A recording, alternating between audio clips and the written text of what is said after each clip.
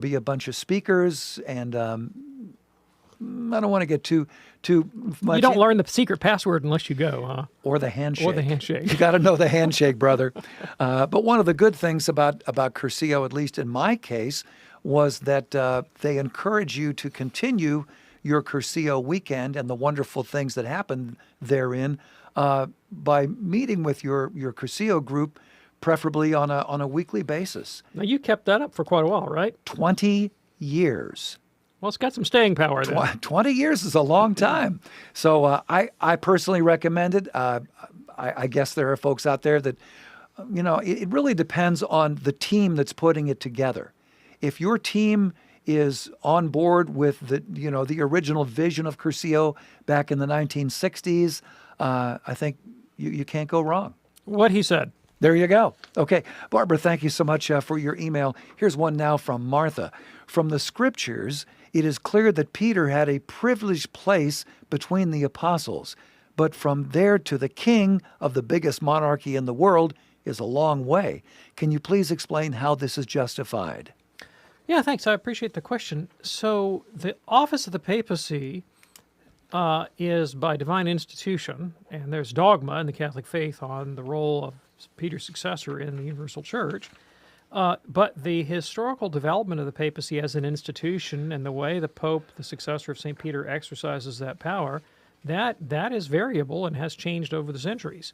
And so, what's necessary for a Catholic to believe is that Christ did, in fact, institute the papacy, made Peter the first pope, and established a line of succession to his successors. But that a lot of the way that may be lived out. So, for example, the funny hats. Funny hats are optional, right? They're maybe an important part of the decorum that developed in the Middle Ages and so forth. But, funny hats, not an essential part of the papacy. Okay. Etc. Good to know. Martha, thanks so much for your email. Here's one now from Michael. The common appearances of extraterrestrial intelligent life sightings in mainstream media tells us this is not just a conspiracy theory anymore. Is this theologically possible? And can this be a demonic deception? Okay, thanks. I really appreciate the question. So, first of all, I have never seen an intelligent alien appear in any sort of serious news coverage. Okay. Right? And I certainly haven't met one, nor have I had one to dinner. What I have seen are lots of people who claim to have seen. But I've never seen one in media, and I don't believe you have either. But I've seen lots of people who claim to have had experiences. So the best book on the topic that I know of, and if you will give me just a second, I'm going to try to come up with the title of the book. Oh, heavens, come to me, it's coming, I'm coming. Yes, Susan Clancy, I think is the name of the book. That's the name of the author. She's a Harvard-trained psychologist, social psychologist. She wrote a book a number of years ago called Abducted.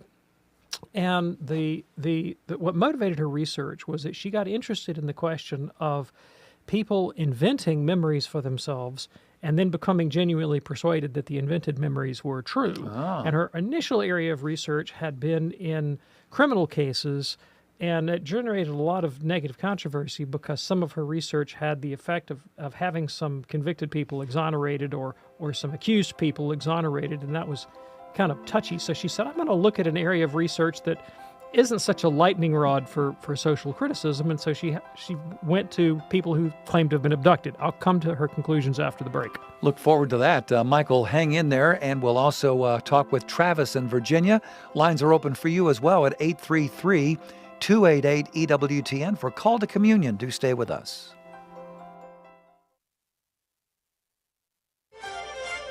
The most original Catholic content is on EWTN Radio. You need courage to stand up and be Christian, and stand up and be a real Catholic, not a divided Catholic, not one who lives by half-truths or preaches lies. Follow the church. Follow the magisterium. You can't go wrong. Mother Angelica Live Classics. Tonight, 8 Eastern on EWTN Television and Radio. This is a Did You Know Moment with Sandra McDevitt. Did you know the story behind Our Lady of the Isles statue In the Outer Hebrides of Scotland, the British government in the 1950s wanted to build a large missile range and town on South Uist Island. The local priest, Father John Morrison, realized this would destroy the local way of life, Gaelic language, and culture. The most effective resistance he could think of was to build a giant statue to Our Lady on South Uist. She would take care of the problem. He would need funds. Both Protestant North Uist and Catholic South Uist contributed. Finished in 1957, Our Lady of the Isles stands 30 feet high and weighs 40 tons of pure granite. Her face is of a typical Hebrides woman. She holds the Christ child over her shoulder.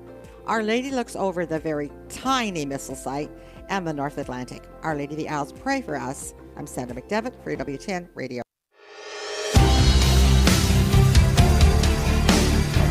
It's Called to Communion with Dr. David Anders here on EWTN Radio. Our phone number, 833-288-EWTN. That's 833-288-3986. I want to recap this email that Michael sent to us, and then we'll pick up where we left off there. Michael said, the common appearances of extraterrestrial intelligent life sightings in mainstream media tells us this is not just a conspiracy theory anymore.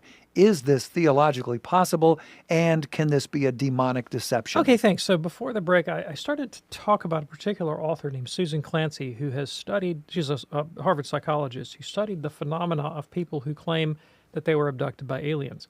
And what she found is consistent with what many other social psychologists and cognitive scientists have found. And I'd like to point to a couple of scholars, Tanya Luhrmann, an anthropologist, and then there's a cognitive scientist and philosopher named Neil Van Leeuwen, who have all pointed to the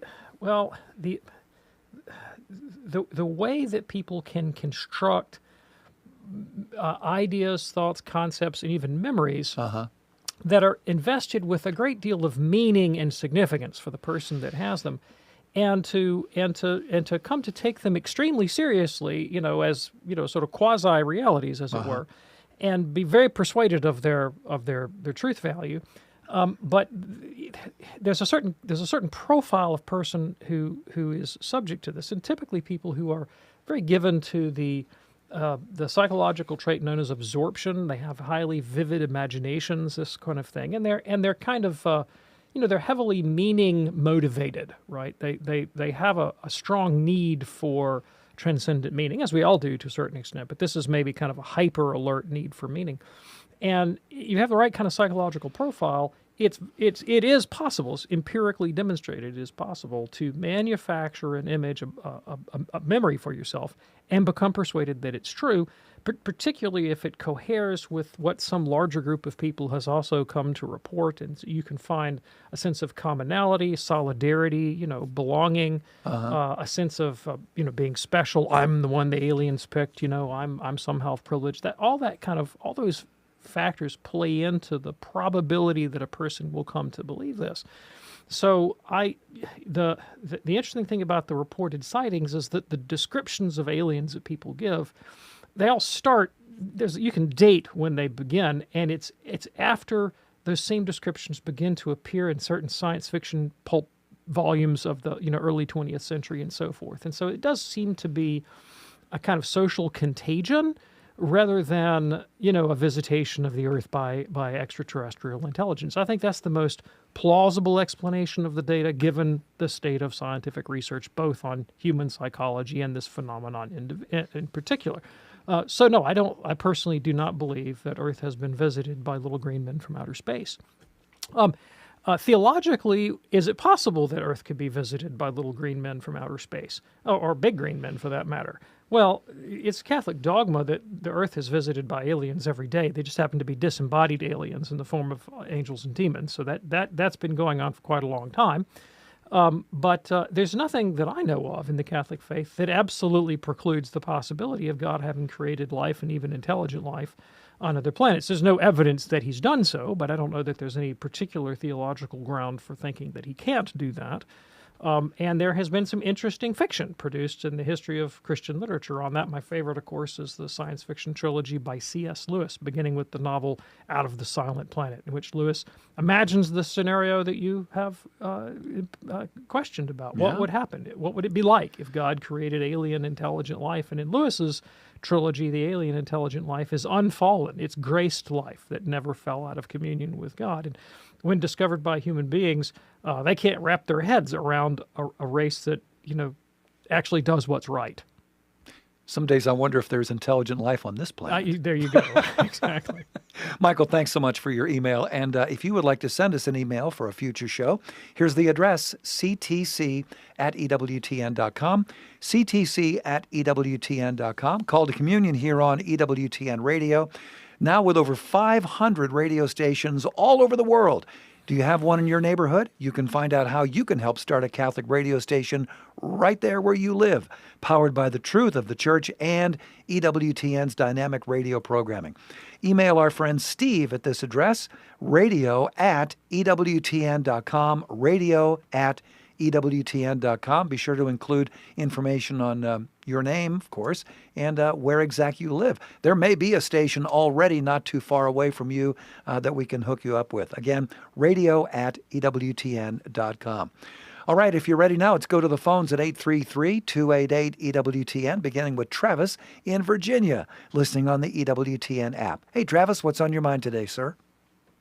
Good afternoon, Tom. Doctor, how you doing, Dr. Andrews? All right, thanks. How about you? Yeah, I'm doing good, thank you. I think you kind of maybe answered into my question about the extraterrestrial type, alien type angel stuff. You kind of leaned into that question, which was why I was calling. So, I mean, what would be the church's stance on what we believe about angels and demons? Okay. Where do they reside, or where? Absolutely, I understand that. Absolutely, I can speak to that. So, ahead. in answering the question, where do they reside? I think it best to answer with an analogy. Isaac Newton gave us his universal law, or his law of universal gravitation, right? Which is just an equation that represents a set of abstract relations of physical forces. Or you take something like the Pythagorean theorem, which abstractly describes the nature of the relationship of sides and angles in a right triangle. These kinds of things. These are realities. I mean, they really do tell us something about the underlying nature of reality. If you grasp them, you grasp something real. But if I said, well, where exactly is Newton's law of universal gravitation? You would say, well, do what? That doesn't make any sense. The question is a non sequitur. It doesn't live in Little Rock, Arkansas. It's a category mistake, right? And while angels are different from Newton's laws or Pythagorean theorem, they are also immaterial objects. In the abstract objects like scientific formula are immaterial objects. Angels are immaterial objects. Although they're not just purely abstract. They're concrete particulars, but they're immaterial. And so, when describing an immaterial reality, to ask where is it in space is a category mistake. Sure. It's kind of like asking what sound green makes. Or how does blue smell? Well, it doesn't. This is the wrong thing, right? So angels don't live anywhere, but it doesn't mean they don't live, because they're immaterial. And that's essential to the church's definition. There are disembodied, well, they're not disembodied, they never had a body. There are immaterial conscious intelligences. Some of them are benign and some of them are malicious. They really do exist. They don't reside in any particular place. But some of them live in a state of constant beatific union with God, others permanently excluded from that relationship and filled with malice. Travis, thanks so much for your call. That opens up a line for you right now at 833-288-EWTN. That's 833-288-3986. Call to Communion on this Tuesday afternoon here on EWTN. Let's go to an email now from John, who says, I have heard experts argue that the theory of evolution has been debunked since Darwin started with a living organism.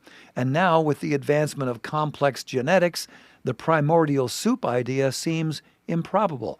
Also, the time that a mutation takes is now known, and it doesn't add up. What is your take on all this, and how can it fit with the Genesis narrative? Yeah, thanks. So I am neither a biologist nor the son of one, and my own personal knowledge of biology is limited to what I did in high school and then what I've picked up on the side since then. So I am not an expert in the state of the science.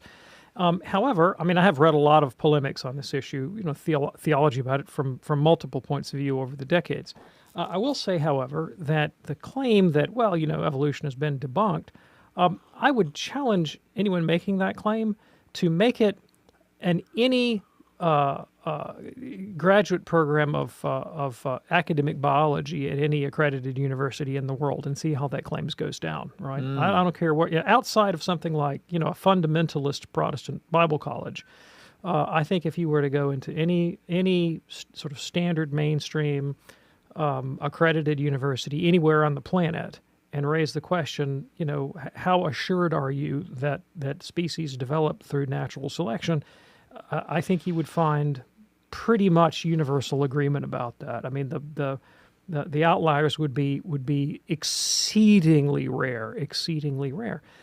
So I don't think it's true that Darwinian natural selection has been disproven. I don't think that at all. And Catholic theologians that work in this area typically proceed on the presumption that this is a really, really, really powerful and well-established theory that seems to have the greatest explanatory scope of anything else that we have going. And so, that's my understanding of the state of the scientific consensus. How does that square with the Book of Genesis? I think it's asking a question about the comparison of apples to oranges. I don't think the Book of Genesis is particularly concerned with the kind of questions that biologists are seeking to answer. I think the Book of Genesis is principally concerned about the relationship of man to God and to his neighbor and to himself. It establishes a theological reality about the human person, not anything really about the origin of species as such, and certainly not the process of speciation and all these kinds of things. I don't think that's really in view in the Book of Genesis at all.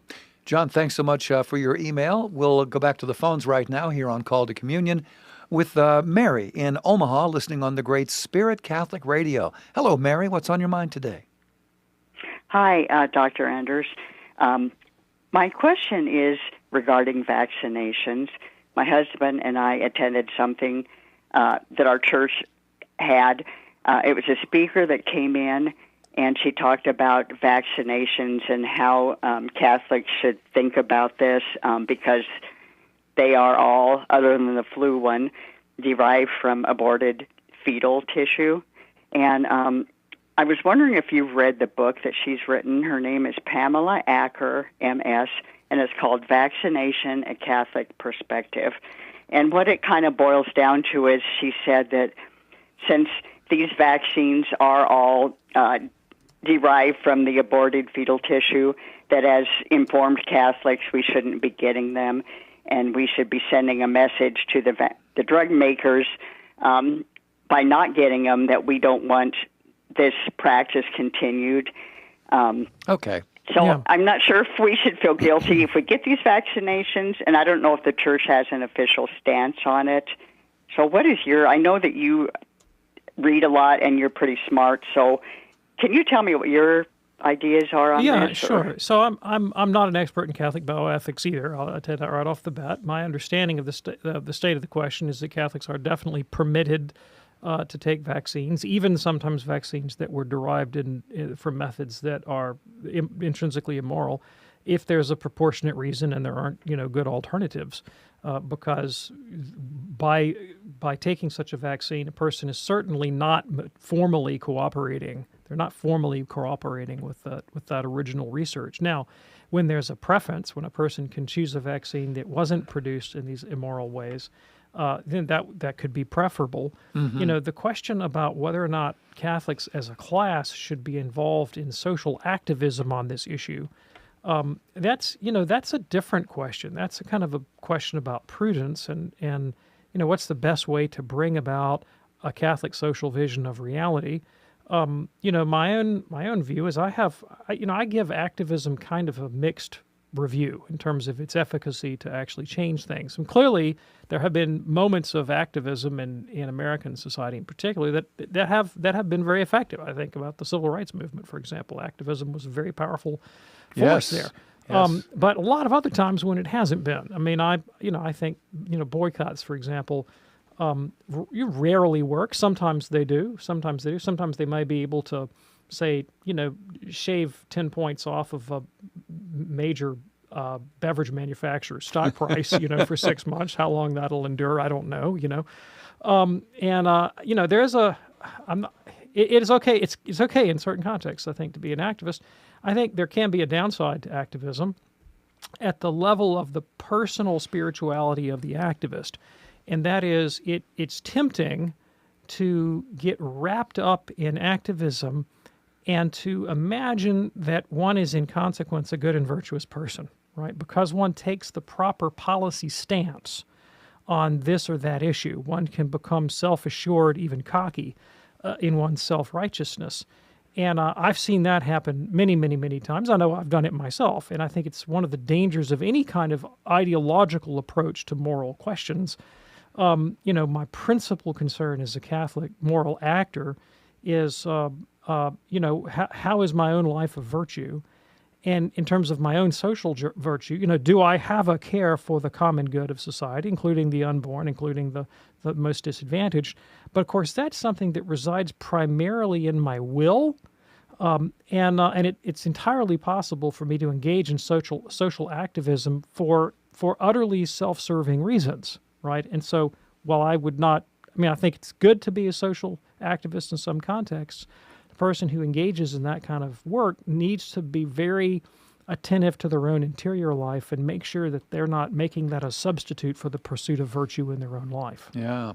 Maybe a good resource might be the National Catholic Bioethics Center. Father Tad Pacholczyk in charge of that. Mary, thank you so much for your call. In a moment, we're going to be talking with Martha. She is in Yuma, Arizona. Have looks like 3 lines open. 2 lines open. A golden time for you to call 833-288-EWTN if you have a question for Dr. David Anders. 833-288-3986. Call to communion on this Tuesday afternoon here on EWTN. Do stay with us.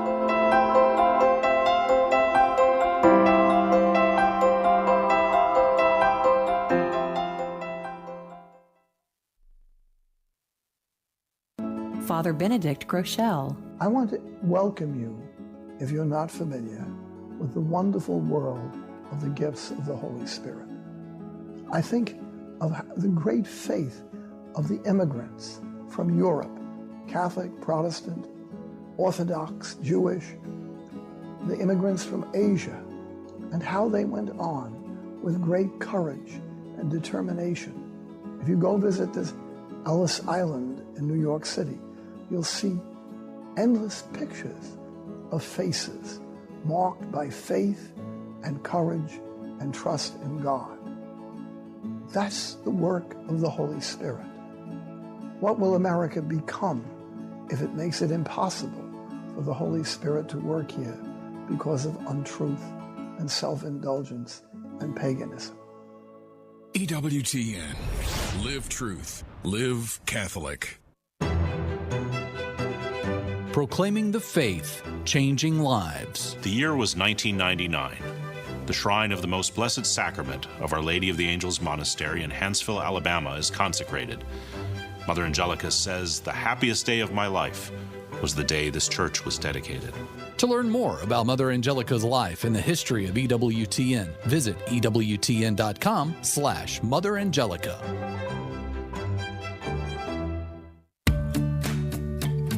If you have the iHeartRadio app, you can listen to the EWTN Radio live stream. Go to iHeartRadio and search EWTN. I'm Deacon Harold Burke-Sivers. Join me for Beacon of Truth today at 4 p.m. Eastern. On the next Beacon of Truth, the cardinal virtues of justice and more from Psalm 119. Now back to Call to Communion with Dr. David Anders.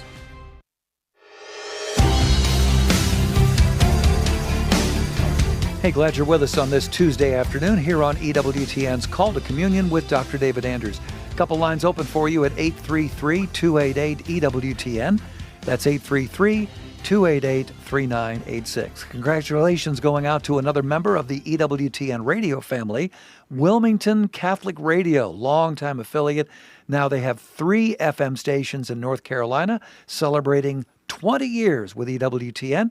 Congratulations to Bill Hamilton and his great team at Wilmington Catholic Radio from your friends here at EWTN. All right, back to the phones now at 833-288-EWTN. Martha is in Yuma, Arizona, listening on the EWTN app. Hey there, Martha. What's on your mind today? Yes, I listen to you all the time, and I know that, in listening to you all, I know that Dr. Anders is a big fan of C.S. Lewis. Oh, yes. And the only thing I really know about C.S. Lewis is he was a friend of Tolkien. I know he did the Chronicles of Narnia, which, please forgive me, Dr. Anders. The only thing I know about it is I've heard that the lion is supposed to be Jesus, or to represent Jesus. So I'll have to look into that at some point. I ordered an 8-volume set of his signature classics. I figure you've read all his books, so if you don't mind, I was just going to real quickly rattle off these 8 because I have a question. Okay, Mere Christianity, Screwtape Letters, Miracles, The Grief Observed, The Great Divorce, Problem of Pain, The Abolition of Man, and The Four Loves.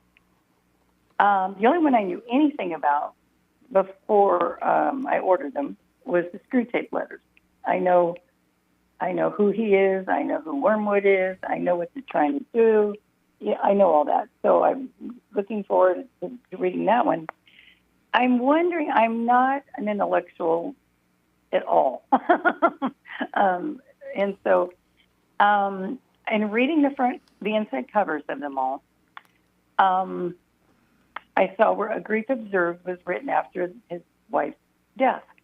And my husband passed away 2.5 years ago, and I can really relate to grief, and I didn't know, maybe I should start with that one or something. But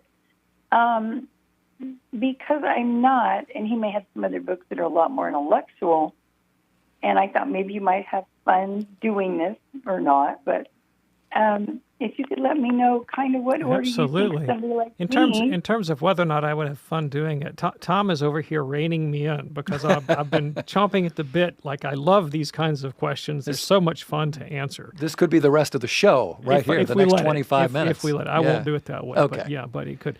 So you definitely could start, if you wanted to, with The Grief Observed. Now, keep in mind, The Grief Observed is not a book counseling people on how to cope with grief. And so, he's not going to give you tips on how to come to terms. What he really is doing is he's putting out in front of all of us his own experience of grief, which at times seems quite faithless and hopeless. And so, because that's how grief feels, right, from the inside out, oftentimes. And so what you're getting in that book is a very mature C.S. Lewis who has kind of moved through apologetics and fiction all the way sort of to the other end of his life, and is really coming to terms in the rawest possible sense with his own experience of loss. And so one might, I think, identify with Lewis and his pain, but it's not going to be, say, catechetical, and it's certainly not philosophical. But it's very good. Okay. Now, I'm with you on not being an intellectual here.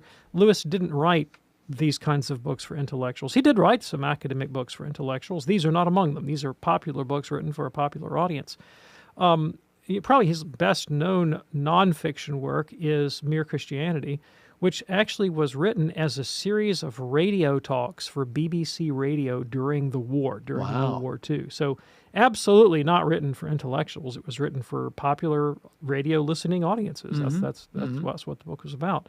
Where would I start? Well, you said you knew the Screwtape Letters. That's hands down his most popular work. That's not for children. Screwtape was most popular one. Very, very accessible book, and of course filled with good psychological insight about the nature of faith and hope and temptation, and just probably an absolutely outstanding place to start.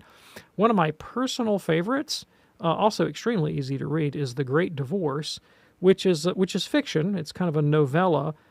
Basically, it's an allegory about souls that leave, and it's ambiguous. Are they in purgatory? Are they in hell? It's not exactly clear. leave the netherworld and get the opportunity to go to heaven, like, no questions asked, no fees, right? All they have to do when they land is basically want to be there. And it's a psychological study of the kind of things that would keep people from wanting to enjoy everlasting bliss.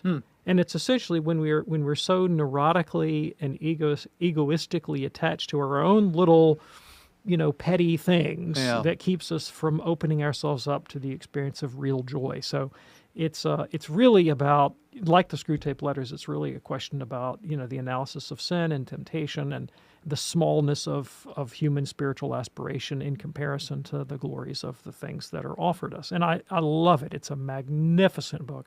Highly recommend the Great Divorce, Screwtape Letters, Mere Christianity. Getting a little bit more philosophical, The Abolition of Man, I gave it to all of my kids when they were in high school, right? So it's accessible to a high school age kid.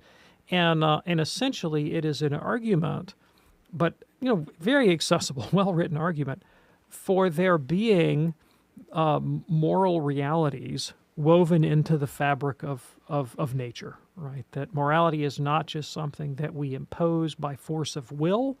It's not just a matter of sentiment or preference, but there really are moral realities, your transcendentals, if you will, that are woven into the fabric of reality. And it takes the form of a dialogue of sorts with a textbook on English poetry that Lewis stumbled upon, and he found the underlying philosophy to be repulsive and intending to kind of materialism and sentimentalism in ethics that he thought would ultimately be very destructive of British society. So he wrote this as a rejoinder. But it's a fantastic book, and I really am fond of it. The Four Loves, again, is a theoretical but very approachable. I'm putting off till last the Problem of Pain, because the Problem of Pain he wrote earlier in his life, and of all the books that I just mentioned, it's one that has kind of the greatest sort of abstract, theoretical elaboration, and the one that I personally find least satisfying. Tough sledding. It's not hard to read. It's Okay. not difficult to read. All right. But it's precisely, it's kind of, it's more abstract and theoretical quality that, I remember reading it in college and saying to my professor, I was at Wheaton College at the time, and they think C.S. Lewis is their patron saint. They're big on Lewis at Wheaton College. I remember saying to him, I would never give this to a person in pain. And he said, oh, no, you never would. That's not what the book is for. Unlike A Grief Observed, which very much, Lewis comes alongside you and says, I know what it's like to suffer. Okay. So that's the order in which I would read them, probably, and I would put The Problem of Pain last. And Miracles, I didn't even mention Miracles. Not a big fan of the book on miracles. Okay. Not a big fan of the book on miracles. I mean, I wouldn't avoid it. But there's a famous story about Lewis's book on miracles, and that is probably one of the most famous Catholic philosophers of the 20th century. Certainly English-speaking Catholic philosophers was Elizabeth Anscombe of Oxford University. Absolutely brilliant analytical philosopher who was very close to Ludwig Wittgenstein. Conservative in her theology. She wrote a very famous critique of contraception that gets passed around Catholic circles, and so not the kind of position you would expect Oxford philosophers to take. But she once tangled with Lewis at the Socratic Debating Club, which was a kind of Christian society where they would deal with intellectual questions, and she debated Lewis on his book on miracles, and she attacked him and absolutely devastated him. She just completely eviscerated Lewis's book on miracles. And you might say, well, what is a Catholic philosopher doing eviscerating a Christian apology for the existence of miracles? And Anscombe's answer was very Thomistic. She said, bad arguments for the truth should be refuted. And thinking that she didn't think Lewis had done a good job proving what he set out to prove. And she, of course, believed in miracles, but she didn't think Lewis had established the fact on the right grounds, right? Okay. And two things happened in consequence of that debate. One of them is Lewis did go back and revise some portions of the text afterwards. Another one is that after that, Lewis never wrote another word of apologetics. Really? Yeah, it really undid him. I mean, you get different reports. I mean, some biographers will say he didn't really bind. Alistair McGrath, in his Life of C.S. Lewis, takes the position that really did undo Lewis psychologically, and he lost confidence in his ability as an apologist and turned instead to fiction. Thank goodness, because then we got some magnificent fiction out of that too. Yes. When it comes to the Chronicles of Narnia, yes, the lion is Aslan. Lewis resisted the claim that he wrote an allegory because he had pretty strict literary definitions for what counts as allegory. But many people would call it an allegory. But Lewis's conception is more like if there were another world and another kind of fall, and Christ were to become incarnate to redeem that race, what would that look like? So not strictly an allegory, but clearly playing with the idea. And what he did is he took all these tropes of myth and fantasy literature and sort of threw them in a hodgepodge together and created the magical world of Narnia for children. It's one of the things that J.R. Tolkien hated about it, because Tolkien had a very consistent and highly elaborate, well-worked-out mythology of Middle-earth, whereas Lewis just seemed to grab everything, including the kitchen sink and Santa Claus, and throw it all in there at one piece, and that kind of haphazard thing just drove Tolkien nuts. And so, at the level of story, it's a child's story, and it's delightful, and, has good characters and bad characters and all that. One of the things that I find delightful about it is that, while at the level of story and narrative, I find it very compelling, underneath that, there's actually a fair amount of pretty profound theology and philosophy going on. And Lewis is a fantastic prose stylist, and he has a way of communicating philosophical and theological ideas in extremely simple language. And I'll give you probably one of my favorite examples in the whole series. There's a character named Edmund in the book, The Voyage of the Dawn Treader. And Edmund meets a character who is a star. S-T-A-R, the big twinkly things in the sky. Yes. Uh-huh. And Edmund's kind of shocked by this. Edwin is from Earth, not Narnia. And Edmund says, in our world, a star is just a great big ball of flaming gas. And the star responds and says, no, son, even in your world, that's not what a star is. It's only what a star is made of. And then the conversation goes on. And of course, when I'm 8 years old reading that, the significance is totally lost on me. Now I understand that statement is what Lewis unpacks in the entire book, The Abolition of Man. Wow. Right? Because one of the elements of materialism is the thought that if you can reduce an object merely to its component parts, you've adequately explained it, and you explain away things like morality, truth, goodness, and beauty, right? Whereas the position that Lewis would have held is something much more like Aristotle's hylomorphism, which is a much more rich, robust metaphysic of substances that involves them having real properties that reason can know, and things like goodness inhering within them. And so Lewis captures, profound philosophical ideas like that in a simple dialogue between a kid and a star. Wow. Right? And so, over a lifetime, that stuff you internalize, it begins to unpack in your subconscious. And I believe personally that reading Narnia as a child prepared me intellectually to become Catholic, even though Lewis himself was not Catholic. Because in the Protestantism that I grew up in, they tended to believe in divine command ethics, the idea that right is right and wrong is wrong just because God says so, when it's fairly arbitrary, and reason and nature have nothing to do with it. So I had that catechesis explicitly. All the while, my evangelical and fundamentalist friends and neighbors, unbeknownst to them, were feeding me all this deep Catholic philosophy in the form of C.S. Lewis's fiction, right? And they were naive enough about philosophy not to know how badly he was undermining their own view of God in the Bible, right? In those kinds of stories. And so when I finally turned to to St. Augustine when I was in college and graduate school, and he began to say explicitly what Lewis had only hinted at in fiction, I went, I've come home. This is the stuff. This is what I've been looking for all my life. This is the closest I'm ever going to get to actually living in Narnia, coming into friendship with St. Augustine. And so I owe great gratitude to Lewis for giving me the formation of my moral imagination, I'll put it that way. My wife once looked at me with love and she said, David, I hope when you die you get to go to Narnia. Sweet. Martha, what a wonderful phone call that was, and it led to a great discussion here all about C.S. Lewis. Thank you so much for your call today from Yuma. Call to Communion here on EWTN. We have a wonderful program for you tomorrow morning, and that is Wacky Wednesday. It's a regular feature of Women of Grace each and every Wednesday morning at 11 a.m. Eastern here on EWTN Radio. Johnette welcomes New Age researcher and blogger Sue Brinkman to Women of Grace to talk about some of the wacky things that distract from the faith. Do check out Wacky Wednesday, a very important part of Women of Grace with Johnnette Williams. That is tomorrow morning, 11 a.m. Eastern, right here on EWTN Radio. Let's go now to Mary in Charleston, South Carolina. Hello, Mary. What's on your mind today? Hello. Thank you so much for taking my call. A month or so ago, Dr. Andrews, you spoke about Blessed Mother's birth, and I was wondering if you could just elaborate a little bit more. Did she have a supernatural birth? Yeah. Oh, you mean when she gave birth to our Lord, or when she herself was born? No, when our Lord was born. Oh, yes, to be sure. Yes, the birth of the Savior was supernatural, not only in that he was conceived by a virgin, but he was also, the parturition was virginal in such a way that Mary's body retained its virginal integrity. That's Catholic dogma. So absolutely, it was supernatural. Mary, thanks so much for your call from Charleston. Just got a text from Henry. Henry said, on yesterday's program, Dr. Andrews said, you're not saved if you don't love. How much love is enough to be saved? Okay, thanks. I really appreciate the question.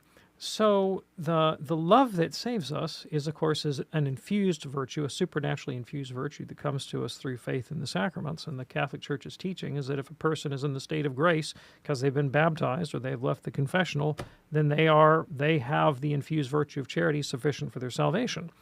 Now, here's something that I think you don't want to fall into. That's not really what you're asking, right? You're looking at it from the subjective point of view, from the inside, as it were, looking out from behind your eyes.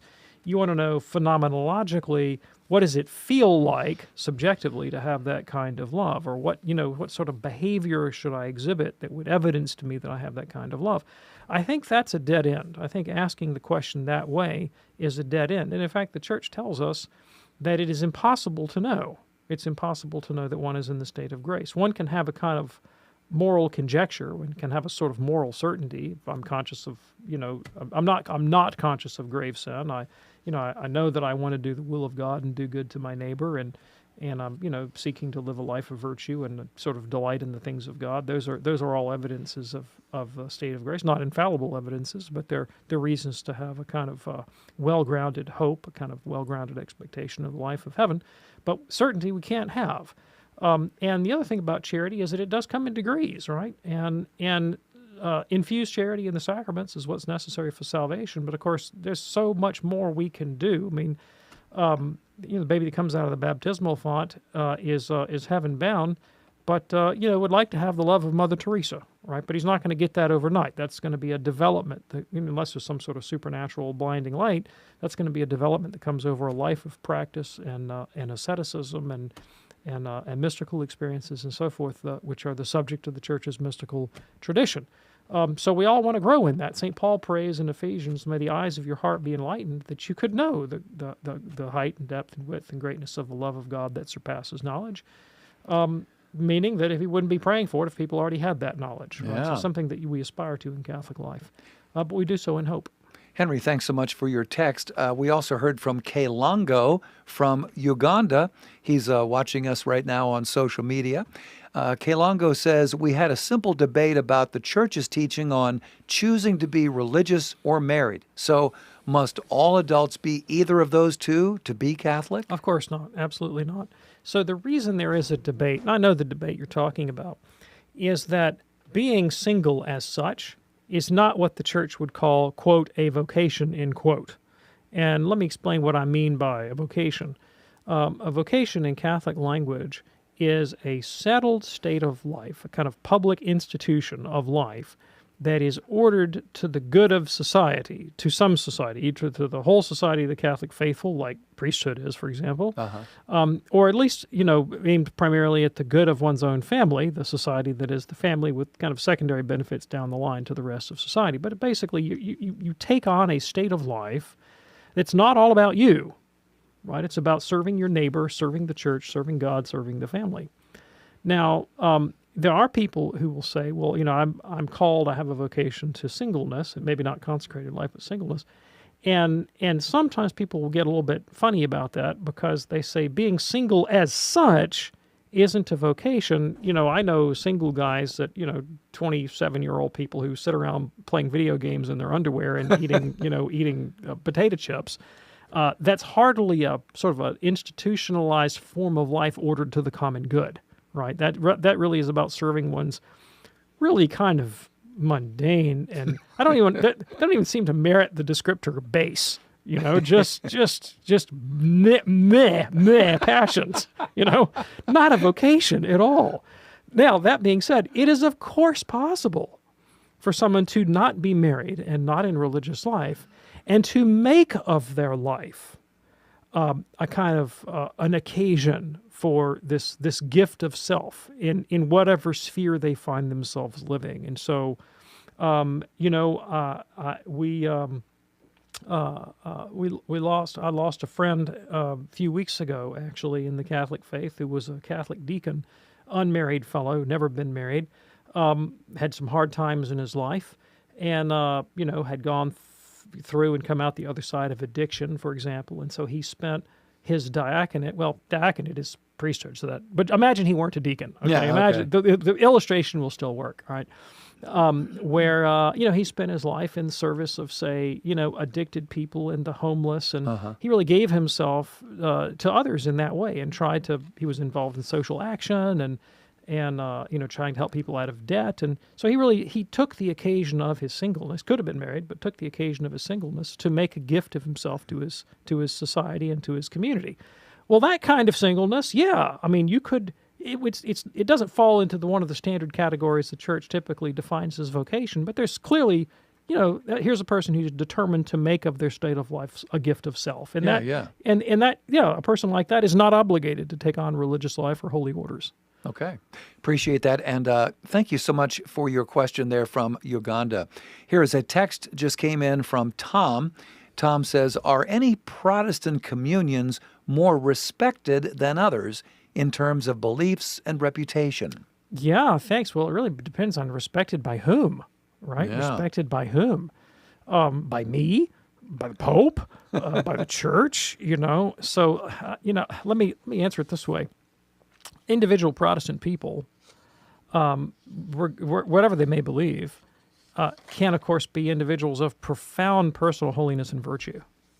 And people can believe some really wackadoodle stuff and be really fine people who live according to conscience and seek, by their own lights to serve God and neighbor. And I've known many such people in my life and have profound respect for them. And so just because somebody belongs to a denomination that, say, hews a bit more closely to, say, the Catholic creedal tradition, doesn't mean that individual is closer to God in consequence. But yeah, you could clearly, if you wanted to, you could clearly rank order Protestant churches by the degree to which they hold to Catholic tradition and, say, Catholic creedal statements and Catholic liturgical practice. And if you were going to do it that way, which I don't necessarily recommend, because I wouldn't want anyone to think that I was saying, well, if you're going to be Protestant, you should be X. Yeah. I would never do that. But the Episcopal Church is self-consciously allied with the Catholic tradition liturgically and creedally in a way that other Christian traditions are not. Both the Lutherans and the Presbyterians, in different ways, at least seek to lay claim to the mantle of one holy Catholic and Apostolic Church and accept many elements of the Catholic creedal and liturgical practice, although different from one another. There are other Protestant denominations that are much more thoroughgoing and explicit in their rejection of sacred tradition. The more you go in that direction, the less we have formally in common with them. To take an example, Baptists typical Baptist creed is no creed but the Bible, and this kind of thing. And, rejection of infant baptism is pretty far from Catholic practice. Now, as I've said many times on this show, my grandpappy was a Baptist, and he was one of the finest men I ever knew. So don't take that description as a way of saying, well, if you're a Baptist rather than an Episcopalian, that I think there's something deficient about you as a human being. I didn't say that. I'm just trying to answer the question in a robust way. Sure. Appreciate that, Tom. Thanks for your text. A quick one as we're heading out the door from Anne in Massachusetts. She says, I have several traditional Catholic friends who wear a scapular at all times, even when swimming. It makes me feel a little uncomfortable. I wonder if they're doing this in a superstitious way, as if they fear their salvation is in question if they take the scapular off even for a minute. When it comes to devotions like this, how can you tell when you have crossed the line into superstition? So I think the minute that you start to think that the sacramental has a power to save you that is somehow independent of your proper disposition to faith, hope, and charity, then you've crossed into superstition. That's essentially the definition the Catechism gives. If a practice deviates from the proper religious sentiment, in particular the necessity of my proper disposition, then you're veering into superstition. Any sacramental where the belief is that it has a kind of mechanical efficacy, similarly would be veering into superstition. And the Church doesn't say that you have to wear a scapular when you swim or you're going to go to hell. I mean, clearly it doesn't. If you thought that would be superstitious. Sure. And in Massachusetts, thanks so much. And thank you, Dr. David Anders. Thanks, Tom. We do this program Monday through Friday here on EWTN. Check out the podcast anytime by going to EWTN.com. On behalf of our fantastic team, I'm Tom Price. We will see you tomorrow. Have a great day, and God bless. July is dedicated as the month of devotion to the precious blood of Jesus. Many saints have